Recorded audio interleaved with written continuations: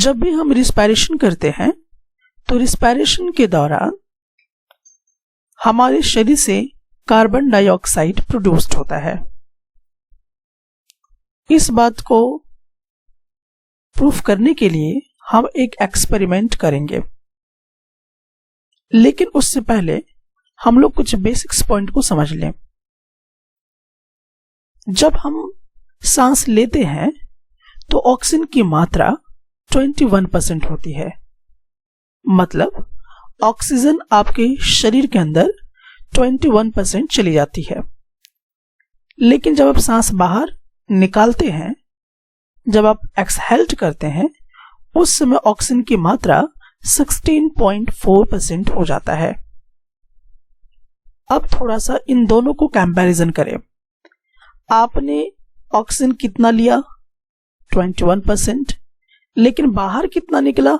16.4%। कम हो गया। ऐसा क्यों हुआ?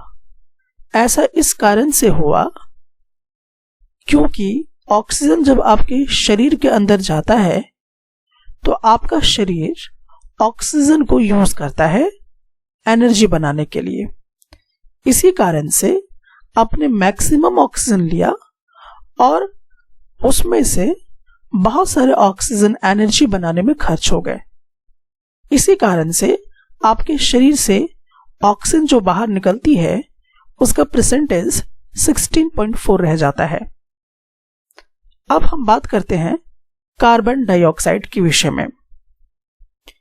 कार्बन डाइऑक्साइड हम अपने शरीर के अंदर 0.04% लेते हैं, लेकिन हमारा शरीर जो है 4.4% कार्बन डाइऑक्साइड को बाहर निकालता है।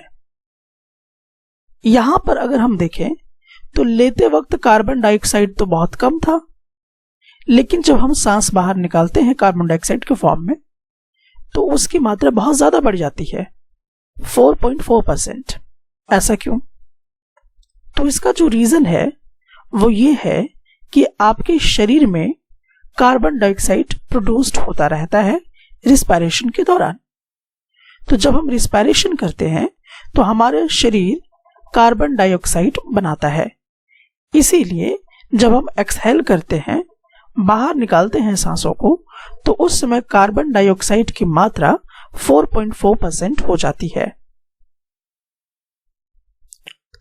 हमारे हवा में वाटर वेपर भी होता है, यानी पानी का भी मात्रा होता है, जिसे हम नमी के तौर पे जानते हैं। सांस लेते हैं उस समय वाटर वेपर भी हमारे शरीर के अंदर जाता है, लेकिन वो बहुत ही कम मात्रा में जाता है। एक्सहेल कहने का मतलब, क्योंकि जब आप रिस्पायरेशन करते हैं उस समय आपके शरीर में वाटर भी बहुत ज्यादा मात्रा में प्रोड्यूस्ड होता है, इसीलिए हम उसे एक्सहेल भी ज्यादा करते हैं। तो अब इन सारे पॉइंट्स को अपने माइंड पे रखे रहें। आगे एक्सपेरिमेंट को करने से पहले हमें कुछ और पॉइंट्स को भी समझना जरूरी है। तो सबसे पहले अब हम इस पॉइंट को भी समझेंगे। तो इस पॉइंट को आप नोट कर लें। हम कैसे ये पता करेंगे कि कार्बन डाइऑक्साइड गैस मौजूद है या नहीं है?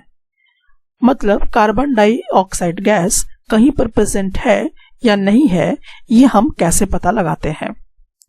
तो इसको पता लगाना बहुत ही आसान है। वो ये है कि आपको लाइम वाटर यूज करना होगा, और जैसे कार्बन डाइऑक्साइड गैस अगर इस लाइम वाटर में चली जाएगी तो इस लाइम वाटर का जो कलर है वो मिल्की हो जाएगा।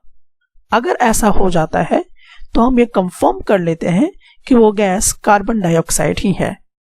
तो ध्यान रखेंगे, आपको लाइम वाटर लेना है, और लाइम वाटर अगर मिल्की हो जाता है तो हम ये समझ जाएंगे कि उसमें कार्बन डाइऑक्साइड गैस मिल चुका है। अब चलिए हम ये एक्सपेरिमेंट करते हैं कि जब हम रिस्पायरेशन करते हैं तो उसके दौरान कार्बन डाइऑक्साइड गैस हमारे बॉडी में प्रोड्यूस्ड होता है। तो सबसे पहले हम क्या करेंगे कि 2 टेस्ट ट्यूब लेंगे, जैसा कि आप यहां पे देख रहे हैं। 2 टेस्ट ट्यूब हमने लिया हुआ है, और इन दोनों टेस्ट ट्यूब में हमने लाइम वाटर डाला हुआ है। एयर को ब्लॉ करेंगे एक टेस्ट ट्यूब में, अपने माउथ से।